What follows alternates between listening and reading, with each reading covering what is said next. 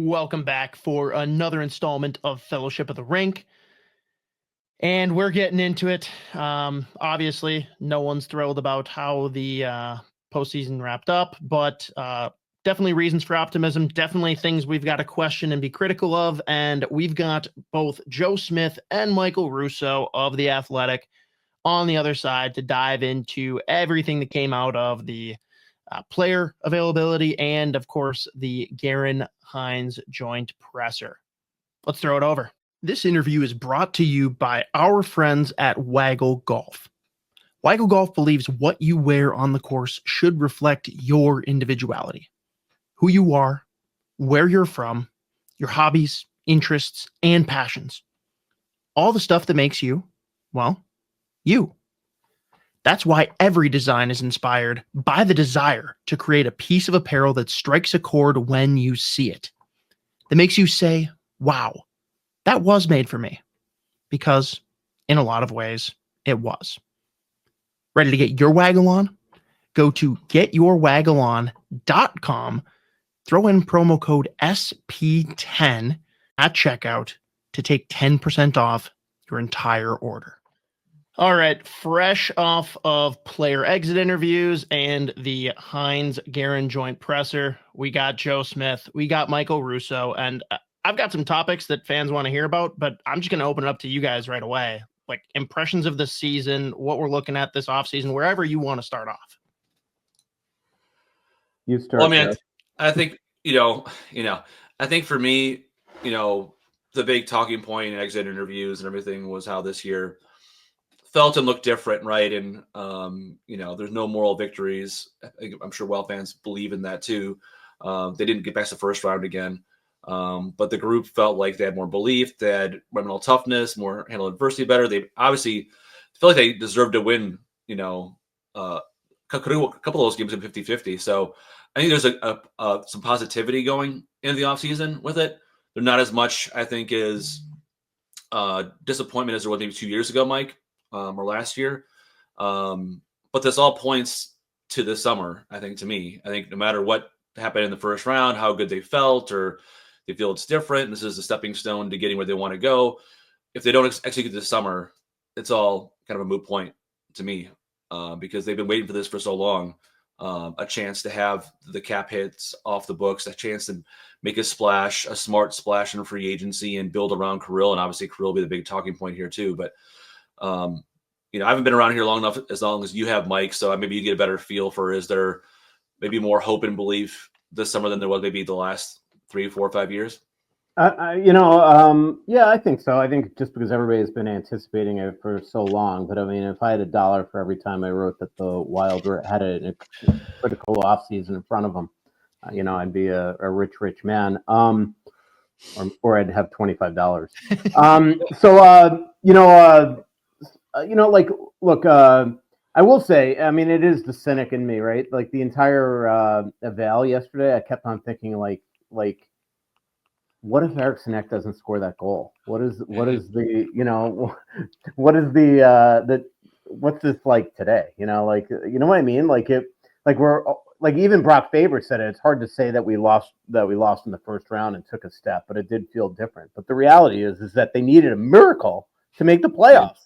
Like they almost had the most epic collapse in I can't even say in NHL history, because apparently the North Stars had some epic collapse back once also in the 80s. But look, they went from being the best team in the league to obviously an immense amount of injuries. I totally agree with Bill Guerin when he said that, the reason why it feels like when they have injuries, it's bigger than other teams is because they just don't have the depth because of their cap situation. So that's what he's going to try to really also fix this offseason. He made it very clear that he really believes that they're medically well taken care of and that this is just a lot of bad luck, which I don't totally disagree with at all. You can't stop pucks from hitting your groin and your hand and things like that. Yeah. I mean, things break. And they have guys that don't shy away from getting into shooting lanes. So I think that's what it comes down to. To your point, Joe, they had a really, they played well in the playoffs. Those games absolutely could have gone either way. This had a different feel than a lot of their playoff losses. But it all comes down to this offseason. And that's what happens. I mean, like, look, like Bill, again, is not wrong when he says it's a process that you can't just expect to be a cup contender next year. But when he bought himself 4 years and kicked this down the curb for 4 years, now the expectation is, yes, you are going to turn him into a cup contender right away. They don't have an infinite amount of money this upcoming year, at least at 95.5. They only have about $17 million barring trades. And as you and I have both documented 1,000 times, this is not a great free agent class. So I really think that where he's going to have to get smart and bold are via trades. The problem is that he has traded a lot of draft capital this past year. They're 2026 second for Gus Nyquist. They're a first, a second, a third, a fourth, and Damon Hunt for Juracek. Just a lot of picks. Even throwing even though they got a pick back in the Lauko trade, throwing a pick in the first Lauko trade, and then throwing a pick in again to get them to take Lauko in the second Lauko trade, even knowing that Boston sent them a broken player, somebody that had chronic injury. So that trade still I just don't get. Like, you trade Khusnutdinov and Lauko for Brazo, but then you throw him a pick to take a player that was injured because he came to you injured. That makes no sense.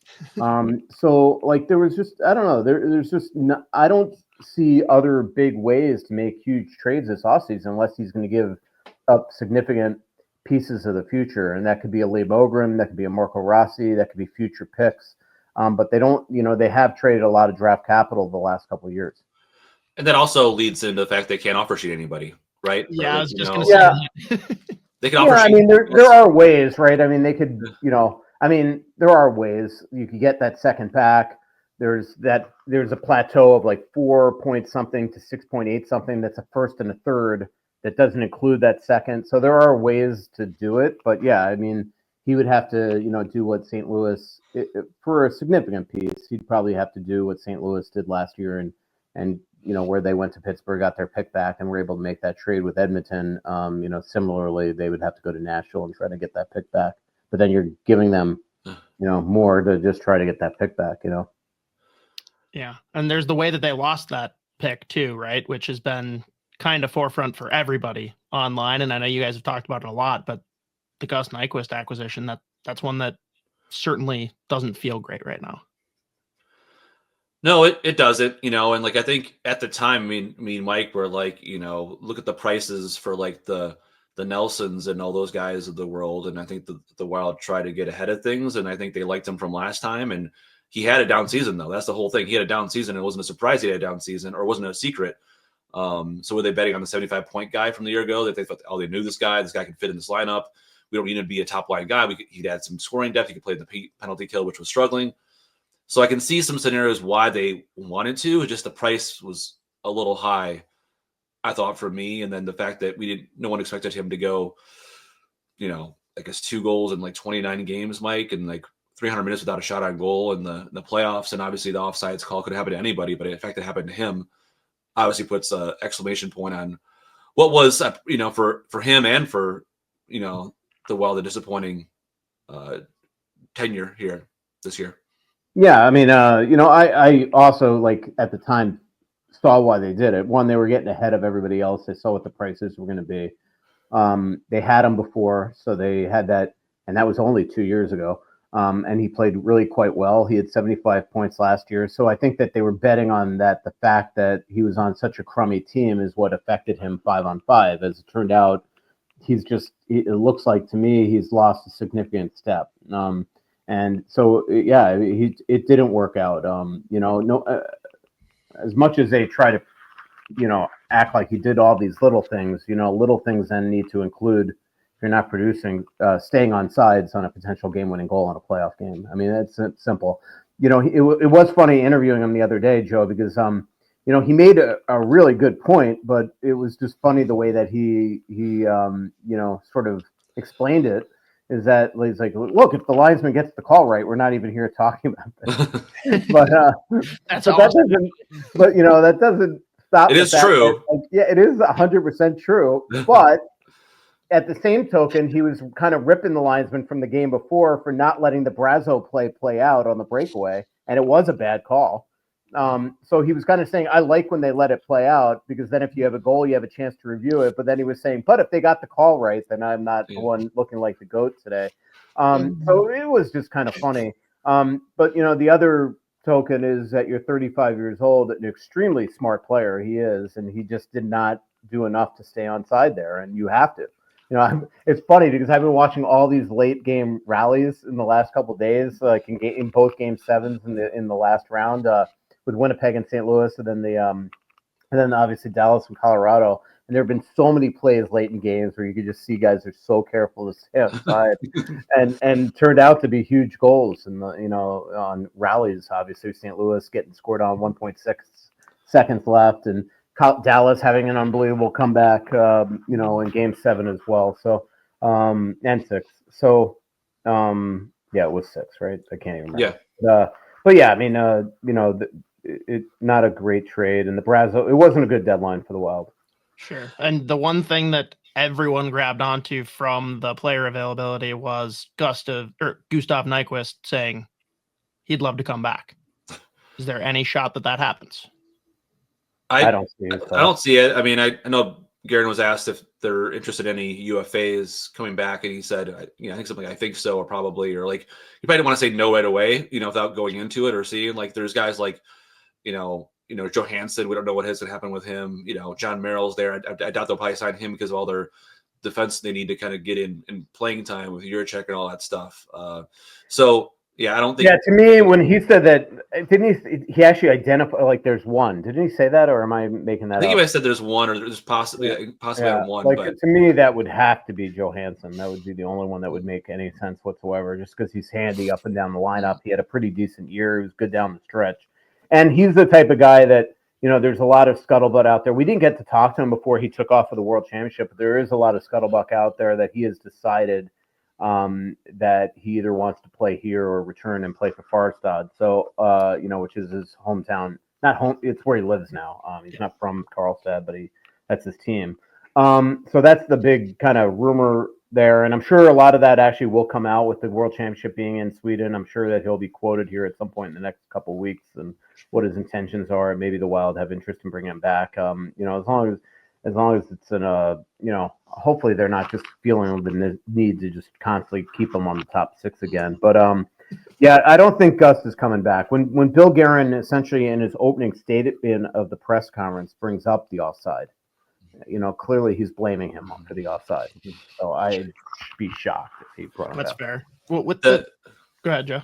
With the summer is the big talking point, of course, and I have a 2-part question for you, Mike. What should Bill Guerin do, and what do you think he actually will do this summertime? I think he's going to sign Brock Nelson if Brock Nelson wants to play here. A lot of times he's 33, turning 34. A lot of times we just assume everybody wants to play here, and I'm sure that he's going to be lured here. But if you're in the twilight of your career, sometimes you don't want that pressure. You don't want to be in a position where you're going to be just, in your hometown of Minnesota and maybe not performing up to what everybody's expectations would be. And now you're criticized in front of your friends, your family, all that type of stuff, or just feeling like you're not playing well. So we'll see. What should he do? I mean, I don't know. I mean, they don't have, again, a ton of cap space, like, right? $17 million. It's not a ton. So it's like, unless you're trading guys off your roster, you can't sign a Mitch Marner. They can't even. And even Sam Bennett, I think, is going to get significantly overpaid. And I think if Florida lets him go, I think there's going to be a lot of teams that probably are going to, 1, pursue him, and 2, might have a bigger in than the Wild would have. Like, I don't know off the top of my head what would be the big lure to come here for a free agent that might be pursued by 15, 20 teams. So I think trades are probably going to be the way that he's going to have to go. Peterka is the one guy that I think they do have a lot of interest in. I think they'd like to pick apart.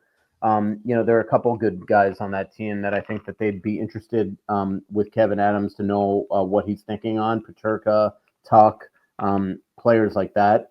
But those players are going to cost significant assets. And I don't think a Rossi for Peterka move is something that would really interest Buffalo. Maybe it would. Again, if you trade for Peterka, you're going to have to give him probably the $8 million or more that Rossi wants on a long-term deal. So is JJ Peterka currently and going to be a better player than Marco Rossi? That's the big question. I love him as a player. I love him. I've sat down with him twice in European media tours in Stockholm and Prague. Seems like a great kid, unbelievable leader, great skill. Had a really bad luck year right at the start. Got right in those early games in Germany this year. He got concussed, and it just seemed like he was catching up the rest of the way. But he's a true stud. As we saw, he scored a couple. Didn't he score a couple goals here down the stretch when Buffalo came? So he's a heck of a player. So that's one. I mean, I would like to see them go get a scoring winger. Again, is Brock Besser that right guy right now? I mean, I think that he would love to play here. They've been interested in the past. But, one big reason why Vancouver didn't sign him is he wants significant term and significant money that I don't know if the Wild are going to be willing to do. So we'll see. What do you think? think? I know I didn't really answer your question there, but I don't want to see him trade Rossi, but I think that's a guarantee at this point. I think it's happening. And so the question is, what can you get for Rossi? I got to think there's going to be a lot of teams that are going to be interested in him. That really is the question, right? Like, what is his value? Is it diminished at all based on the playoffs, or is that just kind of a one-off for other teams? And I think the bigger question, Mike, is what jersey do I get next for the player that you guys want sent out?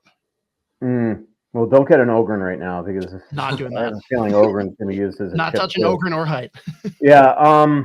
Get a Faber one to be set, I think, for a while. Yeah. Faber's probably safe. Boyum's definitely safe. I don't know. What do you think on what the value is? Well, I can tell you, again, that threshold I was telling you about, and we'll get the updated Group 2 free agent offer sheet thresholds here around mid-June. But last year's, it was like 6.891, I think, was the max for to go before you went to the next threshold. And that's a first and a third. So as compensation. So what I'm telling you is that if Bill Guerin is going to trade him because he's convinced that Ian Pulver is shopping for an offer sheet and he thinks that offer sheet's going to be in that threshold, whatever trade he's got to look at that value and say, is it better than a first round pick and a third round pick that I would get as compensation for losing Rossi in an offer sheet? Hopefully I'm making sense to that. So you want to make sure that it's at least that. I would hope they'd get a really good player back for somebody like him. There's going to be teams that need second line centers. I don't know if you want to trade him in division, but Colorado's got to do something now. I mean, clearly, what they've tried to do down the stretch didn't work. And traded away Middlestat. They haven't replaced Kadri, all that type of stuff. There's a lot of teams that I would think that would be interested in Rossi. Vancouver, Rangers. There's a good amount of teams. Can you? I guess my question: Rossi scoring the game-winning goal in a playoff series against the Wild. Yeah, I wouldn't probably after what happened with Rantanen trade him in division. Tough. I just it's just I don't know even yesterday when we were asking about Marco Rossi, John Hynes talked him up, but Bill Guerin certainly didn't, and it was more like here Ryan Hartman deserved this. Where were we going to put Marco Rossi? Well, I have an idea. Instead of Freddie Gaudreau, there's definitely ways that he could have been elevated in the lineup. There just doesn't seem to be a lot of love for him, and they seem to discount the fact that he had 24 goals, 60 points, that he scores all his goals from inside 5-10 feet, that he played every game, that they do not make the playoffs if not for Marco Rossi. Like his wins above replacement this year. I mean, just look at the number of times he scored 6-on-5 goals and overtime winners, and they do not make and we know that if they had one less point, they don't make the playoffs, right? So, I think that they're just discounting the fact that how important he was to this team. That when the beginning of the time of Kaprizov being out, Marco was really the one that was sort of carrying him at that time. Now, he had a tough second half. I think he hit the wall a bit. He was playing through injuries, and obviously he was minus 9 in his last 12 games going into the playoffs.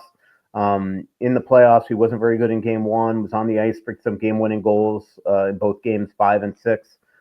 So clearly, there were things that he could do better, but for an organization that has drafted and developed centers, good centers that you could count maybe on 3 fingers in the entire history of this organization, Mikko Koivu, Joel Eriksson and Marco Rossi, to just, kick him to the curb at 23. I don't know. I just hope it's not something they regret. Well, like for me, I'm sorry, Scott, but you're good. Like, where do you think this kind of went sideways or wrong? Because I feel like for the first number of years, they actually both sides did the right thing. Like, they had him go back to Iowa after he struggled in his first time there, which really benefited him. They were patient with him as development wise. They brought him up. They did give him that top 6 minutes. They did give him those kind of opportunities. He came here every summertime to stay in Minnesota, or came here early to work out, and he did all the right things that they wanted him to do. So, I guess, where did this kind of all of a sudden go from a guy who was a Calder Trophy on the outside looking in, like edge of the finalist category a year ago, and then this year having that career year, to all of a sudden it's almost like a foregone conclusion that this isn't going to work out? I don't know. I just think he's always been, the way that I get the sense talking to people inside the organization, they just always want him to be something that that he's just incapable of being, because you can't just add a bunch of weight and size to him. Bill Guerin always says he doesn't like soft skill, and whenever he talks about people that don't have soft skill, Rossi's name's not ever one of them. So I think that's where he's going with that. I just think that he just thinks that in a playoff series with some of his limitations and his, it's not even size with him, it's probably pace. He sometimes does not have that ability one-on-one to break guys down, and I think that he just doesn't feel that you add him to this team that he's somebody that you could win with in the playoffs. I don't exactly agree. It's his first postseason. I know he had defensively some issues again on the game's 5 and 6 goal when he was on the ice. So I think probably in a lot of ways John feels a little bit vindicated because he had his paw prints on both those. But I don't know. I do think that he deserves better. I just think that he's a heck of a player, a heck of a pro, and but they got Europe coming. They have this edict that they got to go, clearly make some moves this offseason, and unfortunately, there's just only so many positions that go around. And I get it; they don't want to give him an 8-year deal at $8-9 million. I totally get that, and I think they probably feel at 5 times 5 they offered him a really quality contract, and I think they did, and that's Anton Lundell's deal, that's Dylan Strome's deal. He didn't accept it, and that probably angered the organization even further. Like, what more you want? The problem is that now you can't even, I thought a 3-year deal would be perfect for Rossi the way the cap's going. But now, what's the incentive for him to sign a 3-year deal if he thinks he's going to be buried in the lineup and not have a chance to hit that home run contract on his next contract, whether it's here or elsewhere? So, that's the point of a bridge deal, is that both sides now can sort of kick it down the curb for a while. But if Rossi thinks he's a 3rd or 4th line center here, he's not going to sign that. It makes no sense. No, of course not. And to kind of close out on the Rossi thing and transition out of it, a lot of talk, right, about how maybe the trust wasn't there, he wasn't playing well enough, and then a lot of defense being thrown at other players, like, hey, let's let him play through this. Like you've mentioned, obviously Gaudreau didn't have a great postseason, even though he had a great year. Did they justify or defend that at all in their presser? And kind of a question for you guys. I don't know if you know the answer. Can either of you confidently say who makes the lineup decisions between Guerin and Hynes? Well, I think Hynes does. I think Guerin's involved to some degree, but I think Hynes does. There's just no way that if Hynes wanted Rossi elevated in the lineup, it would have happened. But I do think that they are on the same page there. Joe, did you want to? I butted in. Yeah, no, I mean, I think something Steve Yzerman told me years back is the moment the GM gets involved in lineup decisions is the moment you need a new coach. And so I think the key is you need to have that trust, and you want to see eye to eye on what kind of players you like, right? The players that you get in free agency and whatever. But I think that was obviously Hynes's call on that particular point. What was interesting yesterday was kind of the justification of having him in that 4th line role of one, Hartman deserved it and he earned a role up there, but they, about guys who were going, and they didn't. What they left out was guys who weren't going, were the Gaudreau and Nyquist, who kind of stood firmly in their spots. So they try to do a good salesmanship kind of job of him with those two big guys, Brazo and Trennan, would work. And they pointed out, which was correct, he had 2 goals, in that role. So, but I don't think there's any justification possible or any way you can explain it to people that makes sense that a guy who's your second leading scorer in the season, a top 6 center on your team most of the year, play the 3rd fewest minutes, 5-on-5 of any forward on your team when you lost 3 games by 1 goal. Like it's hard for. Well, even just the fact that they're like validating, they're like feel vindicated about the Trenyan deal because he played so well in the playoffs. And why was he buried in the lineup? He's not on the PK anymore, and he played the 2nd fewest minutes of any player on the team. So, I don't know. There's just a lot of sort of contradictory stuff that's being uttered at times. Yeah, it didn't seem like they could. You can't tell me that they signed Jakub Trenyan at $4 million at 4 times 3.5 to play 8 minutes a night he did in the playoffs. The playoffs. Yeah. After a horrendous regular season. No, I mean that chemistry there with Rossi. I mean, maybe they can package the two of them together in a deal. Yeah. I'm sorry. Then I might be for the trade and get out of that contract. I got 2 last things here, but Joe, Mike, anything else that you guys wanted to hit on? No, I think we're we get pretty good shape. I think I think you might ask about like the goalie situation going forward. It might be that one is of them. correct. Yeah. Well, I mean, how do you guys and how does the organization feel going into next year with Wallstedt as the backup? Well, I asked Billy after the presser, and he definitely said that they're going to try to sign some sort of number 3. Like in his mind, Wallstedt has to come to camp and make the team and show he's capable of being in the backup, but they definitely need some Jesper Wallstedt insurance. And so they're going to try to sign a really good number 3 two-way guy that they know they can get through waivers at the end of camp. But somebody that they know that if something happens to Gustavsson or Wally, that they're going to be able to call him up. Joe is working on a Wallstedt story, so he knows much more about the ins and outs of his season. Yeah, I mean, I think what you have is a very bluntly honest prospect who I think was humbled a bit this year with 3 injuries, including a concussion. He had the first time he's really had some struggles in his career, right? And kind of had to go get some help. Talked to a sports psychologist. He had help with his coaching staff. He got a mental break and sent him away from Iowa to St. Paul. So a lot of these things, and he's very motivated to say, hey, this is all on me. He wasn't making excuses. It's all on me. I got to be better. I know what people think of me and what I can do. So I think he'll be a motivated guy getting some time in Minnesota this summer. So I think the key question for me, other than that, because that'll be a big storyline going into the offseason, is what do you do with Bill Gustavsson? Because I think he's proven enough, at least on a smaller sample size, that he can be a number 1. He's been the number 1. He's maybe showing, do you commit to extending him this summertime when he's a year out of free agency? He didn't know. And Guerin said, I think so. I mean, I wouldn't be surprised if they actually approached it.